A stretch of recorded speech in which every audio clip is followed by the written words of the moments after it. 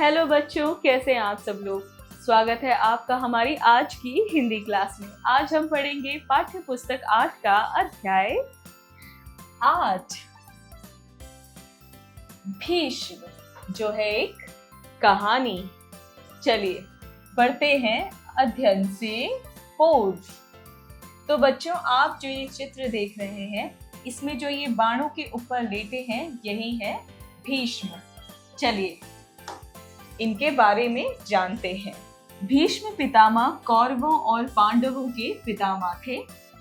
शिक्षक शिक्षिका बच्चों से कक्षा में ये टिप्पणी करवाएं कि भीष्म पितामह व्यावहारिक रूप से कौरवों एवं अंतमर्म से पांडवों के पक्ष में कैसे हुए। तो बच्चों, जो भीष्म पितामह थे वो कौरवों और पांडवों के पितामह थे और वे व्यावहारिक रूप से कौरवों एवं अंतर्मन से पांडवों के पक्ष में कैसे हुए थे। ठीक है बच्चों, ये हम जानेंगे। तो चलिए पढ़ते हैं कहानी का मूल तत्व। वचनों का दृढ़तापूर्वक और निष्ठावादी के रूप में पालन करना चाहिए। यानी कि बच्चों, वचनों यानी कि वादों का हमें दृढ़तापूर्वक, मजबूती से और निष्ठावादी यानी कि वफादारी से उनको पूरा करना चाहिए, उनका पालन करना चाहिए। चलिए पढ़ते हैं। प्रस्तुत अध्याय में महाभारत कालीन महापुरुष भीष्म के चरित्र की दृढ़ता एवं विषय में बताया गया है। लेखक का कहना है कि यदि भीष्म जैसे चरित्र वाले व्यक्ति देश में हो जाएं, तो देश का कल्याण हो जाए। तो बच्चों, लेखक कहते हैं कि यदि भीष्म जैसे चरित्र वाले लोग देश में हो जाएं, तो देश का कल्याण हो जाए।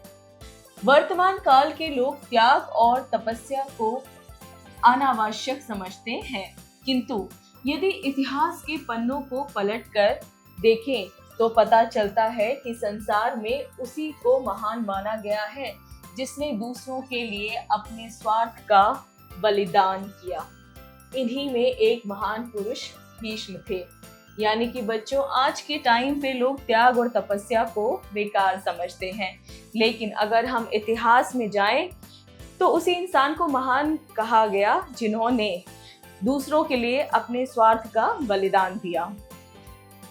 महाभारत की लड़ाई से पहले एक राजा थे जिनका नाम था शांतनु। वे उत्तरी भारत में राज करते थे। तो बच्चों, महाभारत से पहले जो एक राजा थे उनका नाम था शांतनु और उनकी राजधानी हस्तिनापुर थी। उनकी पत्नी का नाम गंगा और पुत्र का नाम भीष्म था। यानी कि भीष्म शांतनु और गंगा के पुत्र थे। भीष्म के जन्म के कुछ ही दिनों बाद गंगा राजा शांतनु को छोड़कर गंगा में समा गई थी। यानी कि भीष्म के जन्म के कुछ ही बाद जो गंगा है वो राजा शांतनु को छोड़कर गंगा में समा गई थी। शांतनु एक दिन शिकार के लिए जा रहे थे। राह में इन्हें एक नदी पार करनी थी। जब वे नदी के तट पर पहुंचे, उन्होंने किनारे पर एक युवती को देखा। वह ध्यान से चंचल लहरों की गति निरख रही थी। यानी कि बच्चों, जब एक बार जो है शांतनु शिकार पे जा रहे थे तो उन्होंने नदी के किनारे एक युवती को देखा जो कि लहरों को देख रही थी। नदी में जो लहरें बह रही हैं उनको देख रही थी। वह अद्वितीय सुंदरी थी, वह बहुत सुंदर थी। शांतनु ने उसे देखा और आंखें भूल गए। फिर वे अपने साथियों के पास लौट आए और उन्होंने उस युवती से विवाह करने की इच्छा प्रकट की। यानी कि शांतनु ने जब उस युवती को देखा तो वे शिकार करना भूल गए और उन्होंने वापस आकर अपने जो है साथियों से उस युवती से विवाह करने की जो है इच्छा जाहिर की। युवती मल्लाह की कन्या थी, उसका नाम सत्यवती था। जो युवती उन्हें पसंद आई तो उसका नाम क्या था? सत्यवती। जब शांतनु के मंत्री उसके पिता के पास पहुंचे तो वे इस संबंध को धन्य मानते हुए उनसे बोला, मैं एक शर्त पर अपनी कन्या का विवाह कर सकता हूँ कि राजा की मृत्यु के पश्चात मेरी कन्या का पुत्र गद्दी पर बैठेगा भीष्म नहीं। तो उस युवती के पिता ने ये शर्त रखी उनके आगे कि अगर शांतनु की मृत्यु होती है तो गद्दी पर जो है मेरी पुत्री का पुत्र बैठेगा, भीष्म नहीं। ठीक है। शांतनु इस पर सहमत नहीं हुए और उन्होंने सत्यवती के पिता से ये बात कह दी और हस्तिनापुर लौट आए। लेकिन जो शांतनु थे वे मल्ला के इस बात से सहमत नहीं हुए और वे वापस लौट आए। लौट तो आए किंतु वे सत्यवती को नहीं भूल पाए और बीमार पड़ गए। बच्चों वो वापस तो लौट आए लेकिन वे सत्यवती को भूल नहीं पा रहे थे। धीरे धीरे बीमारी बढ़ती गई। यह देखकर सब लोग दुखी हो गए। भीष्म ने अनेक उपचार किए। मंत्रियों से शांतनु के रोग के कारण का पता लगने पर भीष्म ने किसी से कुछ नहीं कहा, सीधे मल्ला के पास गए और उससे कहा। यानी कि बच्चों, भीष्म को जैसे ही पता चला कि उनके पिता क्यों बीमार हैं, वे फौरन उस मल्ला के पास चले गए और भीष्म ने उनसे कहा, मैं प्रतिज्ञा करता हूँ कि मैं हस्तिनापुर का सिंहासन छोड़ दूंगा। इतना ही नहीं, मैं सदैव सत्यवती के पुत्र की सहायता करूंगा। वे ये प्रतिज्ञा लेते हैं बच्चों कि वो सिंहासन पर कभी नहीं बैठेंगे और सत्यवती के पुत्र की हमेशा सहायता करेंगे। मल्ला ने कहा, मैं आपका विश्वास करता हूँ, लेकिन आपकी जो संतान होगी उसके संबंध में कौन क्या कह सकता है। इसलिए यदि आप ये भी वचन दें कि मैं कभी विवाह नहीं करूंगा, तब मैं सत्यवती का विवाह आपके पिता से कर दूंगा। तो इसी बात पे मल्ला ने जो है एक और शर्त रखी कि ठीक है कि मैं आप पे तो विश्वास करता हूँ, लेकिन आपका अगर यदि कोई पुत्र होता है तो उसकी बात कौन कह सकता है। उन्होंने ये शर्त भी रखी, अगर आप कभी विवाह नहीं करेंगे तो ही मैं सत्यवती का विवाह आपके पिता से करूंगा। भीष्म ने एक क्षण के लिए विचार किया और फिर उन्होंने कहा, मैं धरती, आकाश, वायु, जल सभी को साक्षी मानकर ये कसम खाता हूँ कि कभी विवाह नहीं करूंगा। तब उस मल्ला ने अपनी कन्या का विवाह शांतनु से कर दिया। तो बच्चों, भीष्म ने जो है धरती, आकाश, वायु, जल सभी की कसमें खाई और कहा कि मैं कभी भी विवाह नहीं करूंगा। तब जाके मल्ला ने जो है सत्यवती का विवाह शांतनु से किया। विवाह के पश्चात शांतनु सुखपूर्वक राजकाज करने लगे। सत्यवती के पुत्र हुए। शांतनु की मृत्यु के पश्चात सत्यवती का बड़ा पुत्र हस्तिनापुर का राजा बना, किंतु शीघ्र ही उसकी मृत्यु हो गई। इसके पश्चात दूसरा पुत्र सिंहासन पर बैठा। दुर्भाग्यवश वो भी अल्पकाल में ही काल कवलित हो गया। अब कौन सिंहासन पर बैठे? यानी कि बच्चों, सत्यवती के पुत्र शांतनु की मृत्यु के बाद सिंहासन पर तो बैठे, लेकिन उनकी शीघ्र ही मृत्यु हो गई। शांतनु का भी कोई दूसरा उत्तराधिकारी नहीं था। तब सब लोगों ने भीष्म से उत्तराधिकारी बनने के लिए कहा। तो बच्चों, शांतनु का कोई दूसरा पुत्र नहीं था, तो इसलिए लोगों ने भीष्म को उत्तराधिकारी बनने के लिए कहा। भीष्म ने स्पष्टता अस्वीकार कर दिया। उन्होंने कहा, मनुष्य की प्रतिज्ञा सीख नहीं जो झटके से टूट जाया करती है। लेकिन बच्चों, भीष्म ने जो है इनकार कर दिया और उन्होंने ये कहा कि जो मनुष्य की प्रतिज्ञा है, वचन है, वो कोई सीख नहीं है जो झटके से तोड़ दी जाए। जो बात एक बार कह दी गई उससे लौटना मनुष्य की दुर्बलता है, चरित्र की हीनता है। यानी कि जो बात कह दी है और अगर उससे इनकार कर दिया जाए तो ये मनुष्य की दुर्बलता है और उसकी चरित्र की हीनता है। उन्होंने सिंहासन नहीं स्वीकार किया। आज जब हम देखते हैं कि एक एक धूल धरती के लिए लोग नाना प्रकार से पाप करते हैं, तब हमें भीष्म के कथन की महत्ता समझ में आती है।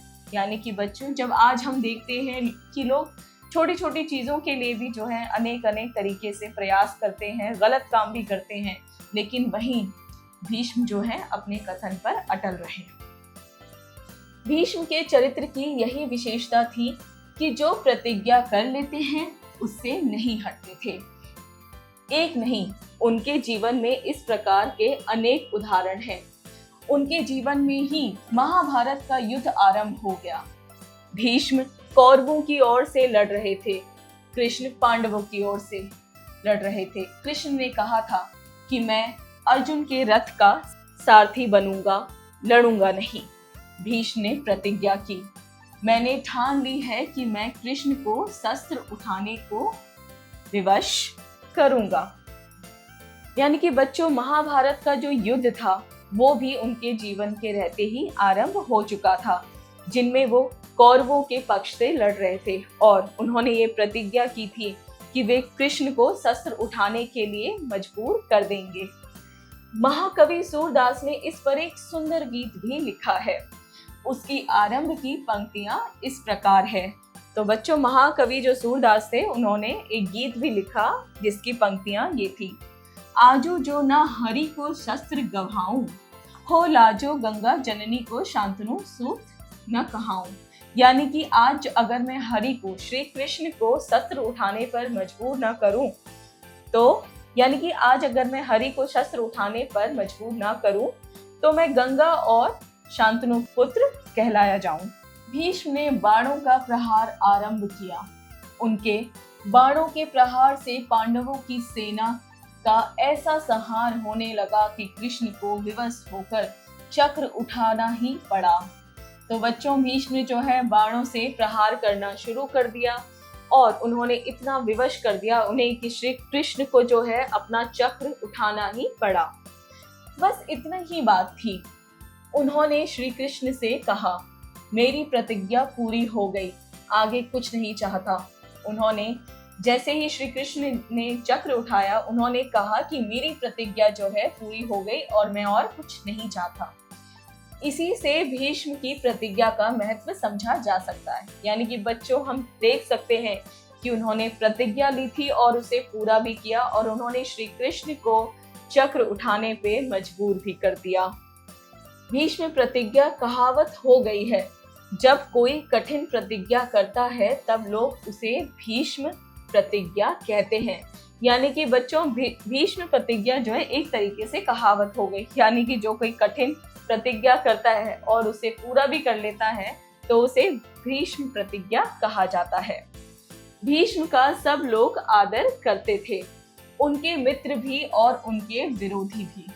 भीष्म ने बहुत चेष्टा की कि महाभारत का युद्ध ना हो, किंतु उनकी एक न चली। यद्यपि अंत में युद्ध होने पर वह भी योद्धा की तरह लड़े, तथापि उन्हें ये बात अच्छी ना लगी। वे लड़ तो रहे थे कौरवों की ओर से, पर पांडवों से उनकी मित्रता सदैव बनी रही। अर्जुन के लिए उनके हृदय में बहुत स्नेह था। पांचों पांडव उन्हें श्रद्धा की दृष्टि से देखते थे। यानी कि बच्चों, भीष्म जो है वे चाहते नहीं थे कि युद्ध हो, लेकिन फिर भी वे उसे रोक नहीं पाए और वे कौरवों की ओर से लड़ रहे थे, लेकिन उनकी जो मित्रता थी वो पांडवों से भी थी। यानी कि उनकी जो मित्रता थी वो पांडवों से भी थी और पांचों जो पांडव थे वो भी उन्हें आदर और श्रद्धा की दृष्टि से देखते थे। उनकी प्रतिज्ञा की एक और कथा है। युद्ध में वे अर्जुन के बाणों से घायल हुए। उनके शरीर के चारों ओर बाण बिंध गए। उनके शरीर में इतने बाण बिंध गए थे कि शरीर तो दिखाई ही नहीं देता था। वह रणभूमि में गिर गए। बचने की कोई आशा न रही। ये देखकर उन्होंने प्रण किया कि जब तक सूर्य उत्तरायण में नहीं आ जाएगा मैं नहीं मरूंगा। जब पृथ्वी सूर्य के चारों ओर परिक्रमा करती है तब सूर्य भूमध्य रेखा के उत्तर में 6 मास रहता है और 6 मास भूमध्य रेखा के दक्षिण में। जब सूर्य दक्षिण में रहता है उसे दक्षिणायन कहते हैं और जब भूमध्य रेखा के उत्तर में रहता है तब उत्तरायण कहते हैं। यह विश्वास किया जाता है कि जिस समय सूर्य दक्षिणायन में रहता है उस समय किसी का मरना ठीक नहीं है। युद्ध में अर्जुन के बाणों से जो है भीष्म पितामह घायल हो गए और वे रणभूमि में गिर गए। उनके बच्चों तो उनके बचने की जो है कोई आसार नहीं थे और ये देखकर जो है उन्होंने प्रण लिया जब तक सूर्य उत्तरायण में नहीं आ जाएगा वो नहीं मरेंगे। इसी कारण से भीष्म सूर्य के दक्षिणायन में रहते हुए मरना नहीं चाहते थे। सब लोग ऐसी प्रतिज्ञा नहीं कर सकते। बड़े आत्मविश्वास की आवश्यकता है। इतना आत्मविश्वास विरले लोगों को ही नसीब होता है। तो बच्चों, जो प्रतिज्ञा उन्होंने की थी वे सब लोग नहीं कर सकते। उसके लिए आत्मविश्वास होना बहुत जरूरी है। इतना आत्मविश्वास उसी को ही हो सकता है जिसका चरित्र महान और उज्जवल हो। केवल भीष्म के समान लोग ही मृत्यु को ललकार सकते हैं। तो बच्चों, ऐसा जो प्रण है वो सिर्फ वही लोग ले सकते हैं जिनका जो है चरित्र महान हो और उज्जवल हो, और केवल भीष्म के समान लोग ही मृत्यु को ललकार सकते हैं। लगभग 6 मास तक वे इसी प्रकार तीरों की शैया पर पड़े रहे। लोग उनकी सेवा करते रहे और उन्होंने मृत्यु को अपने पास फटकने नहीं दिया। इसी समय की एक और घटना है। जब एक बार उन्हें प्यास लगी, सब लोग पानी लाए, किंतु उन्होंने ग्रहण न किया। उन्होंने अर्जुन से जल लाने को कहा। अर्जुन ने पृथ्वी पर एक बाण चलाया और बाण गहराई तक पृथ्वी के अंदर चला गया। पृथ्वी के अंदर बाण धंसते ही उस जगह से जल की धारा फूट निकली। तब भीष्म ने वही जल ग्रहण किया और उन्हें शांति मिली। तो बच्चों, इसी बीच क्या है, वे 6 महीने तक तीरों के शय में लेटे रहे और लोगों ने उनकी सेवा भी की। एक बार ऐसा हुआ कि उन्हें बहुत प्यास लगी और लोग उनके लिए पानी भी लेकर आए, लेकिन उन्होंने पानी नहीं ग्रहण किया। तब उन्होंने अर्जुन से पानी मांगा और अर्जुन ने जो है एक तीर है जो धरती पे चलाया जहां से पानी की उपज हुई और उन्होंने पानी पिया। जब उनकी मृत्यु का समय निकट आ गया, कौरव तथा पांडव उन्हें देखने आए।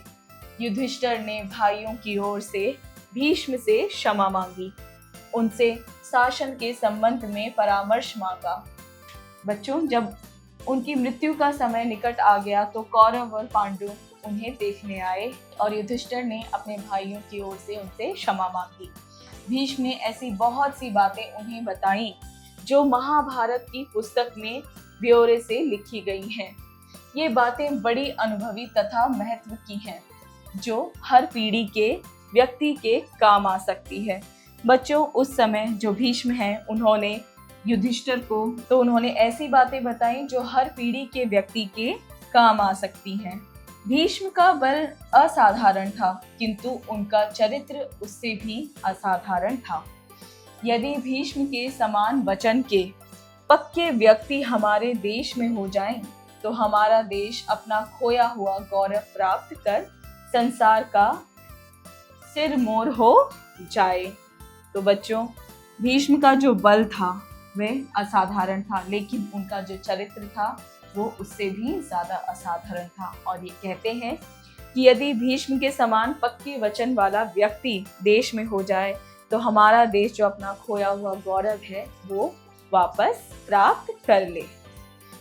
चलो बच्चों, करते हैं शब्दार्थ। शब्दार्थ: आखेट यानी शिकार करना, पश्चात यानी बाद में, अल्पकाल यानी कम समय में, श्रद्धा यानी विश्वास और भरोसा, काल कवलित यानी खत्म, मरा हुआ, जो काल का ग्रास बन चुका हो, प्रतिज्ञा, दृढ़ संकल्प, वादा, रणभूमि, युद्ध स्थल, परिक्रमा यानी चारों ओर घूमना।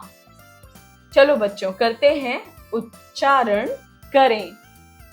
हस्तिनापुर, उत्तरायण, शांतनु, दक्षिणायन, मल्लाह, उत्तराधिकारी, दुर्बलता, युधिष्ठिर। चलो बच्चों, करते हैं अभ्यास कार्य। जरा बताइए स्पीकिंग स्किल्स, यानी कि आपको इन प्रश्नों का उत्तर जो है बोल कर देना है। प्रश्न 1, दिए गए प्रश्नों के उत्तर बताइए। क, संसार में महान किसे माना गया है? तो बच्चों, संसार में महान उसको माना गया है जो दूसरों के लिए अपने स्वार्थ का बलिदान करे। ख, शांतनु ने वैवाहिक संबंध जोड़ने के लिए किससे आग्रह किया? तो शांतनु ने वैवाहिक संबंध जोड़ने के लिए सत्यवती के पिता से आग्रह किया। ग, राजा शांतनु के राज सिंहासन पर कितने लोग आसीन हुए?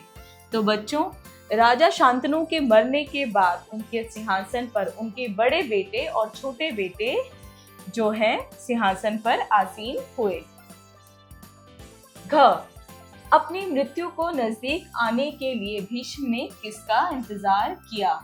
तो बच्चों, भीष्म ने सूर्य के उत्तरायण का इंतजार किया।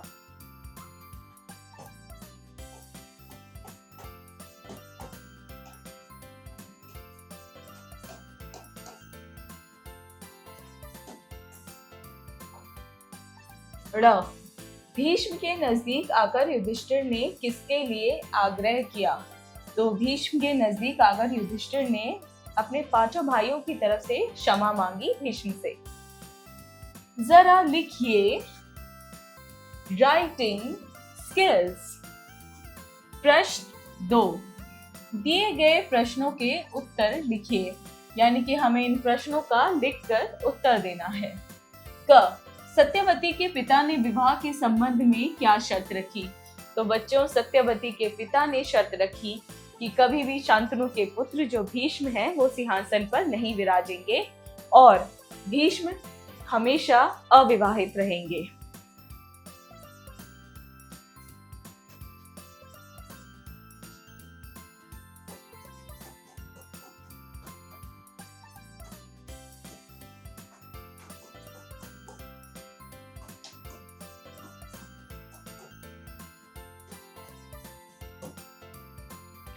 ख, भीष्म के जीवन की किन घटनाओं से पता चलता है कि वे दृढ़ निश्चय थे? तो बच्चों, ऐसी बहुत सारी घटनाएं हैं जिससे हमें पता चलता है कि वो दृढ़ निश्चय थे। जैसे कि उन्होंने प्रतिज्ञा ली कि वो कभी विवाह नहीं करेंगे, उन्होंने नहीं किया। वे कभी हस्तिनापुर की राजगद्दी पर नहीं बैठेंगे और वो नहीं बैठे। और यहाँ तक कि उन्होंने प्रतिज्ञा ली थी कि वो कृष्ण को शस्त्र उठाने पर मजबूर करेंगे, उन्होंने वो भी किया। तो इन्हीं सारी घटनाओं से पता चलता है कि वो दृढ़ निश्चय थे। ग, मल्लाह के सामने भीष्म द्वारा प्रतिज्ञा लेने का क्या कारण था? मल्लाह अपनी पुत्री सत्यवती का विवाह शांतनु से करने के लिए तैयार नहीं थे, क्योंकि उन्हें डर था कि शांतनु के पुत्र भीष्म जो है हस्तिनापुर की राजगद्दी पर बैठेंगे। लेकिन शांतनु की बहुत ज्यादा तबीयत खराब हुई और जब भीष्म को इस बात का पता चला तो वे मल्लाह के पास गए और उन्होंने वजह जानने के बाद ये प्रतिज्ञा ली कि वे विवाह नहीं करेंगे और ना ही हस्तिनापुर की गद्दी पर बैठेंगे। घ, शस्त्र उठाने के लिए भीष्म ने किस प्रकार कृष्ण को उत्तेजित किया? उन्होंने बाणों का प्रहार किया पांडवों की सेना पर, जिससे कि वे बहुत ज्यादा कमजोर हो गए। इसी प्रकार उन्होंने कृष्ण को शस्त्र उठाने के लिए उत्तेजित किया। कैसे किया? बाणों का प्रहार करके। ड़, भीष्म के चरित्र की महानता का उल्लेख कीजिए। तो बच्चों, वे अपने विवेक,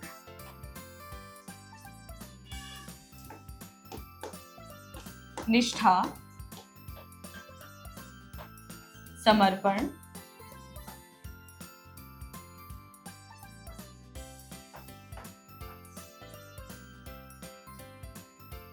और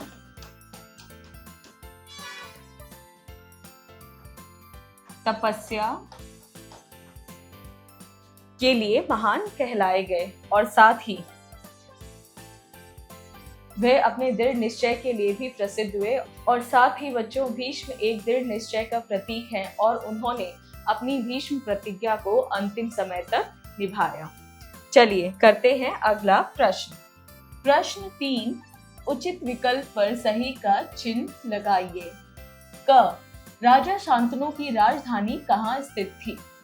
वैशाली, पाटलिपुत्र, अयोध्या और हस्तिनापुर। तो सही जवाब है हस्तिनापुर। ख, युद्ध में भीष्म के घायल होने का क्या कारण था? युधिष्ठिर के बाण, दुर्योधन के बाण, अर्जुन के बाण, शांतनु के बाण। तो सही उत्तर है अर्जुन के बाण। ग, मैं अर्जुन के रथ का सारथी बनूंगा, लड़ूंगा नहीं, ये कथन किसका था? कृष्ण का, युधिष्ठिर का, भीष्म का या अर्जुन का? तो ये कथन था कृष्ण का। घ, कृष्ण को शस्त्र उठाने के लिए किसने विवश किया? अर्जुन ने, भीष्म ने, दुर्योधन ने या युधिष्ठिर ने? तो उन्हें भीष्म ने विवश किया।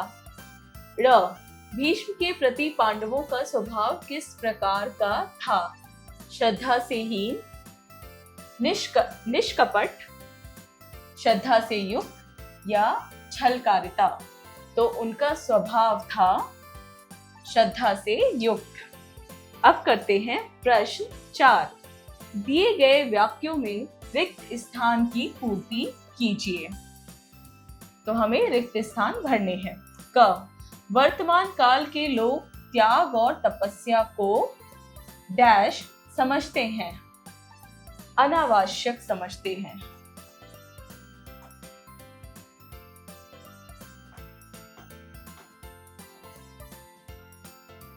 ख, भीष्म जैसे चरित्र वाले व्यक्ति देश में हो जाएं तो देश का डैश हो जाए।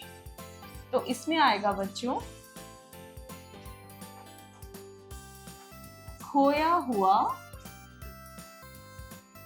गौरव प्राप्त हो जाए।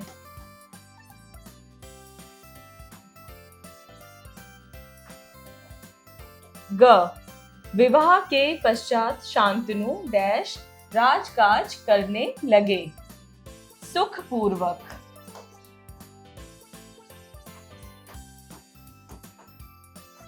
घ, जब कोई कठिन प्रतिज्ञा करता है तो उसे डैश कहते हैं। यहां पर आएगा भीष्म प्रतिज्ञा।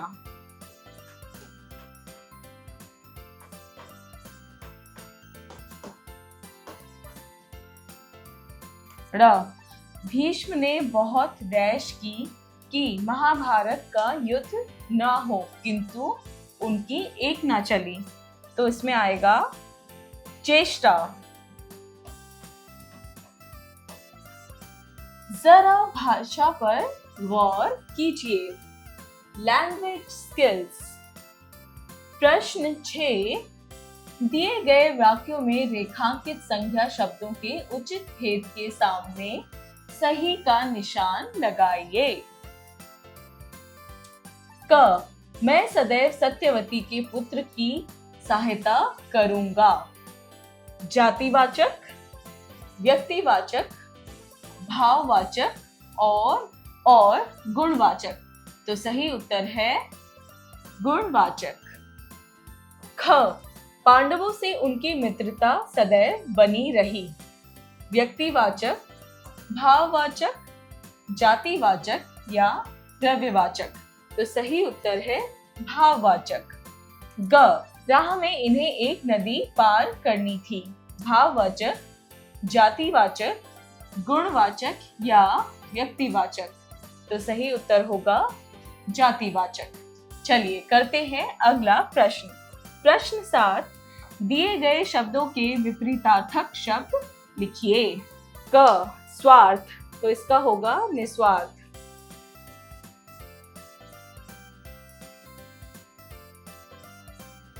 ख, स्वीकार। इसका होगा अस्वीकार।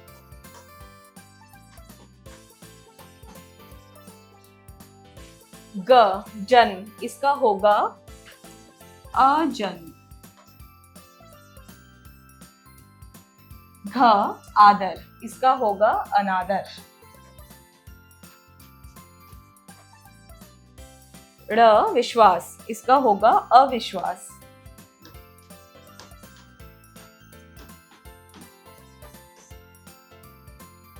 च स्नेह, इसका होगा घृणा।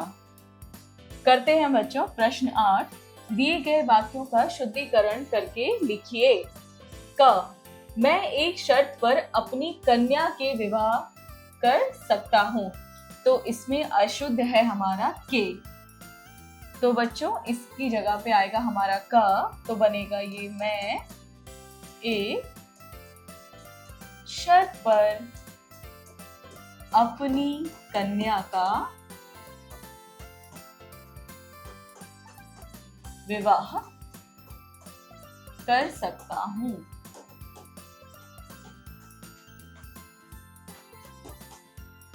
ठीक है, अब करेंगे ख। भीष्म के जन्मे के कुछ दिनों बाद गंगा राजा शांतनु को छोड़कर गंगा में समाई गई। तो इसमें अशुद्ध है हमारा जन्मे और समाई।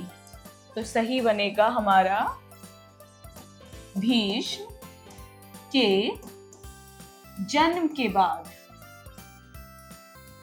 जन्म के कुछ दिनों बाद गंगा राजा शांतनु को छोड़कर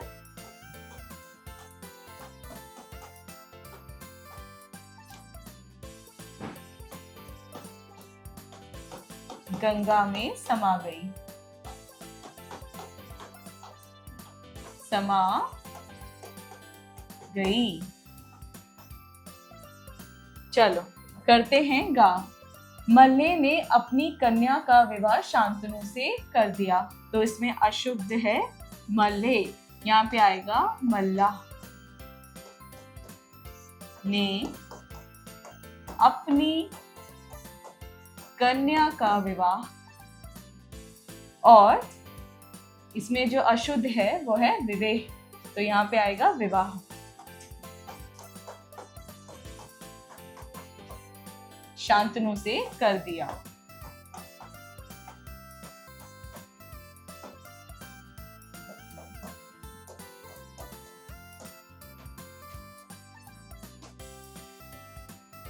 चलिए करते हैं अगला प्रश्न जो है 9। दिए गए शब्दों के लिंग लिखिए। तो क लोभ, ये होगा पुल्लिंग। ख सड़क, ये है हमारा पुल्लिंग। ग मुलाकात, ये है हमारा पुल्लिंग। घ अंधेरा, अंधेरा भी है हमारा पुल्लिंग।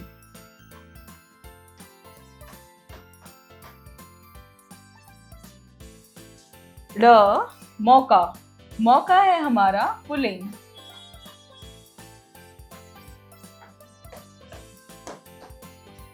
च संस्कृति, ये है हमारा स्त्रीलिंग।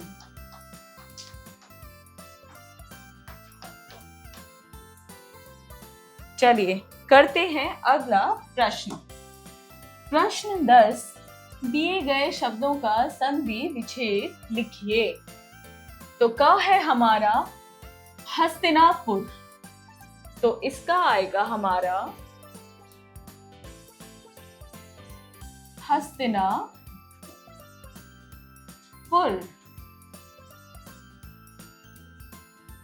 ख है सत्यवती, तो इसका होगा सत्य और वती। ग है हमारा उत्तराधिकारी, तो इसका होगा उत्तर और अधिकारी। घ है हमारा यद्यपि, तो इसका होगा हमारा यदि और अपील। चलिए करते हैं बच्चों अगला प्रश्न, जो है जरा रचनात्मक कार्य कीजिए, यानी क्रिएटिव स्किल्स। चलिए प्रश्न 11, महाभारत के जिस पात्र ने आपको प्रभावित किया उसका चित्र अपनी उत्तर पुस्तिका में चिपकाकर उनके विषय में एक अनुच्छेद लिखिए। यानी कि बच्चों जो महाभारत है उसमें बहुत सारे पात्र थे, श्री कृष्ण थे, भीष्म पितामह थे, अर्जुन थे, युधिष्ठिर थे और भी बहुत सारे थे। तो आपको उन्हीं में से किसी एक का चित्र जो है अपनी पुस्तक पर चिपकाना है और उनके बारे में लिखना है। जरा दिमाग लगाइए, ब्रेनस्टॉर्मिंग एक्टिविटी। यानी प्रश्न 12, महाभारत युद्ध पश्चात युधिष्ठिर को भीष्म ने शासन संबंधित बहुत से परामर्श दिए, पता करके लिखिए। यानी कि बच्चों जब युधिष्ठिर जो है उनके पास आए भीष्म पितामह के पास, तो उन्होंने शासन से संबंधित बहुत सारे उन्हें परामर्श दिए। तो हमें उसके बारे में पता करना है और लिखना है इस आंसर में। चलिए जीवन कौशल एवं मूल्य परक प्रश्न, यानी life skills and value based questions. प्रश्न 13, प्राण जाए पर वचन न जाए, क्या आप इस मूल्य को अपने जीवन में आत्मसात करना चाहेंगे? बच्चों प्राण जाए पर वचन न जाए, इसका मतलब है कि भले ही प्राण चले जाए लेकिन आपका दिया हुआ वचन कभी न जाए, वो आप निभा कर रहें। क्या आप इस मूल्य को अपने जीवन में आत्मसात करते हैं? क्या आप इस बात को मानते हैं, अपने जीवन में अपनाते हैं? ये बात आपको इस उत्तर में लिखनी है। तो इसी के साथ बच्चों ये अध्याय होता है पूरा। मिलते हैं अगली क्लास में, तब तक के लिए बाय।